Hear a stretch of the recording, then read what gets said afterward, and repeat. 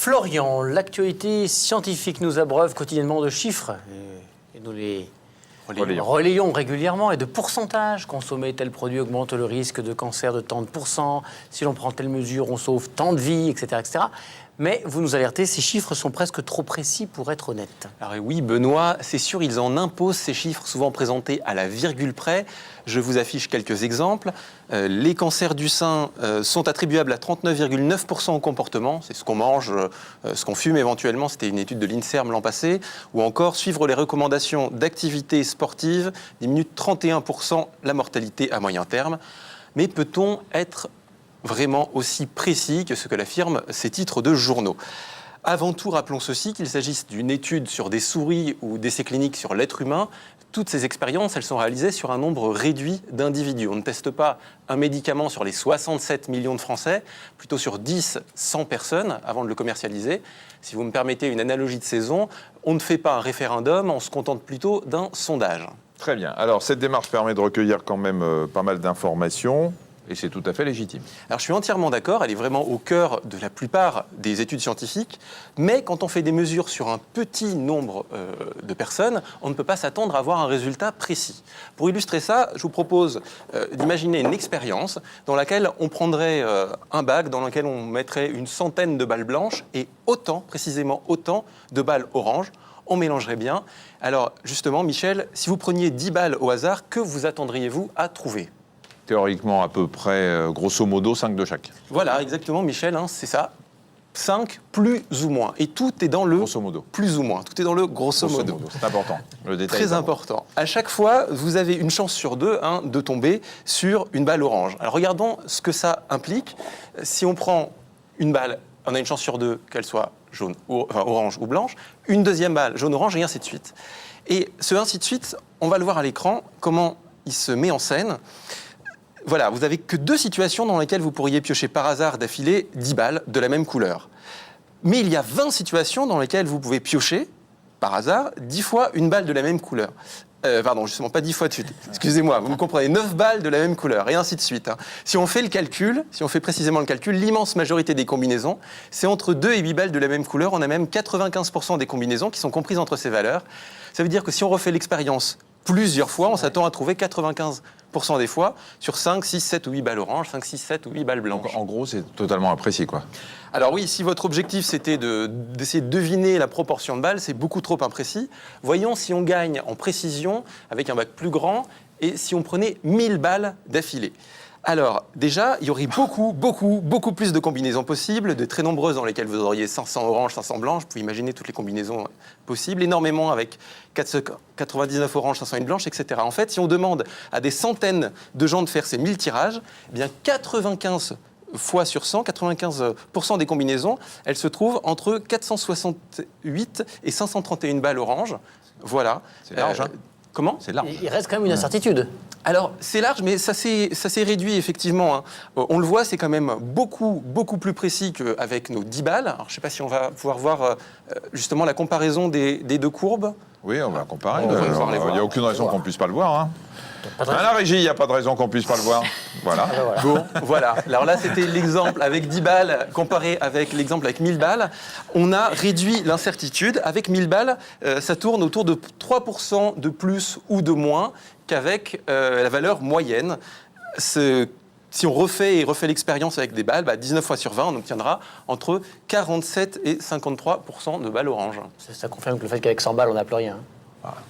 Et avec 1000 balles. Mais vous avez le sens de la formule. Donc, dans un sondage sur 1000 personnes, par exemple, si on lance un vote qui porte au hasard sur qui porte le mieux la barbe, Michel ou moi? Là, Là, aujourd'hui, c'est moi. Là, je crois que je peux perdre. Non, mais vous lutte porter. Je la portate. Vous la portate. Les chiffres qui sortiront seront exacts à plus ou moins 3%. Alors, s'il y a 1000 personnes qui répondent, exactement, on va avoir plus ou moins 3%. Alors surtout si les opinions sont réparties de façon équitable, si c'est un peu plus tranché, l'incertitude va être un peu moindre. Mais vous l'avez compris, le résultat d'un sondage de tout test qui est mené sur un nombre réduit de personnes, eh bien, il est assorti d'une incertitude. Le fameux sondage que vous me proposez, voilà, qui porte le mieux la barbe. Bien, Michel. On l'a lancé, voilà les résultats qui ont été affichés, 51 à 49, sauf que voilà, si on prend en compte l'incertitude, ça se représente comme ça dans une étude, l'incertitude par ce type de barre, eh bien on voit qu'en fait, comme la vraie valeur a 95% de chances de se trouver le long de cette barre, on est absolument incapable de dire lequel de vous deux est le plus populaire auprès des réseaux sociaux. Si ça se trouve, Benoît, vous avez 52 et Michel 48, on n'en sait rien. Je crois Ah oui, pas. d'accord. Moi, je crois pas. Non, moi, je crois surtout parce qu'il y a 2 jours, j'étais en tête du sondage et je pense que vous avez voté plusieurs fois depuis 2 jours. J'ai un peu appelé ma famille. Ça ne m'étonne pas. Alors, quand on donne un chiffre brut et qu'on ne précise pas cette incertitude, il y a donc tromperie sur la marchandise. On l'a bien compris avec votre démonstration. Alors, cette notion d'incertitude dans les sondages électoraux, de plus en plus de journalistes et de téléspectateurs y sont familiarisés. Mais quand on fait des expériences scientifiques sur un nombre limité d'individus, eh bien, on est dans la même situation, c'est déjà plus grave. Exactement. D'autant que, rappelons-le, nos expériences, elles sont souvent menées sur moins de 1000 souris ou de 1000 humains. Et donc, la marge d'erreur peut vite devenir très importante, 10%, 20%, 30%. Soyons clairs, toutes les estimations qui sont le produit d'un résultat scientifique, elles devraient être présentées avec leur marge d'erreur. Alors, dans les études sérieuses, c'est fait.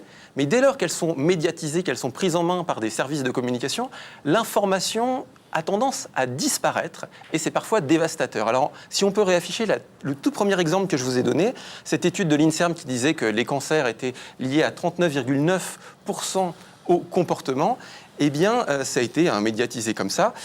C'est très précis, ça a été reproduit tel quel à peu près partout, sauf que dans cette étude, les valeurs sont assorties d'une marge d'erreur de plus de 50%. 50%, ça veut dire ? Alors, vous allez voir, la vraie valeur, elle est comprise entre moins 71 et plus 93%. Ça se présente comme ça dans une étude, vous voyez, IC95, ça veut dire l'intervalle dans lequel on pense que la vraie valeur se trouve. On a 95% de chances qu'elle se trouve là-dedans. Ça veut dire que la vraie valeur, elle se trouve entre moins 71 plus 94. Autrement dit, on n'en sait absolument rien. Et dire, comme l'a fait le communiqué de presse, que ça montre que cette cause-là n'est pas prépondérante dans les cancers, eh bien, c'est faux, puisque ça se trouve, c'est à 93%, ça se trouve, c'est à 0%. Faux, alors. Tout ce qu'on lit est faux. Sauf qu'il y a quand même des études dans lesquelles on se rapproche d'une vraie valeur, où l'incertitude est faible. Alors clairement, quand on fait des synthèses d'études, ce qu'on appelle des méta-analyses, les marges d'erreur, elles vont être comparées et ça permet de réduire le doute. Le deuxième exemple que je vous avais donné sur le sport, c'était une synthèse de 6 études qui impliquait au total 660 000 personnes et la marge d'erreur, elle est extrêmement faible, inférieure à 2%. C'est que 95%... on est sûr à 95% que c'est à 31%. Que c'est entre 30 et 33%. Voilà. C'est extrêmement précis parce qu'on a pris énormément de personnes. Et donc, avec de telles synthèses d'études, on peut se permettre ça. C'est pour ça d'ailleurs qu'il y a de plus en plus de méta-analyses, donc des articles qui reprennent des dizaines et des dizaines d'études pour réduire les marges d'erreur. Voilà, pour essayer de les comparer les unes aux autres. Le problème, c'est qu'il n'y a pas que ce type d'études qui sont médiatisées. Et donc... pour les téléspectateurs, lorsqu'on vous balance un chiffre, vous êtes en droit de demander à être au courant de la marge d'erreur, parce qu'on l'a vu, ça peut changer énormément le sens de l'information. Je crois qu'on peut arrêter le magazine de la santé parce qu'on donne des chiffres tous les jours. Mais non, vous précisez... On essaye de... Ouais, oui, si, non, disons qu'on les choisit en fonction de la marge d'erreur, celle qu'on donne ou qu'on ne donne pas. Mais maintenant, on va dire aux gens, alors, 31% effectivement des Français sont... Mais ça peut être 10 ou 85%. Non, voilà, on précisera ça à chaque fois. On essaie de faire attention. Oui, non, parce qu'on est hyper sérieux, mais on est les seuls. Vous dites souvent au moins 31%, ou des choses comme ça, justement. Vous prenez la fourchette basse pour ne pas inquiéter. Bon, vous nous écrirez nos plateaux la prochaine fois, pour qu'on fasse pas de Il nous aide bêtises. souvent, Florian. Merci, Florian, pour vos explications.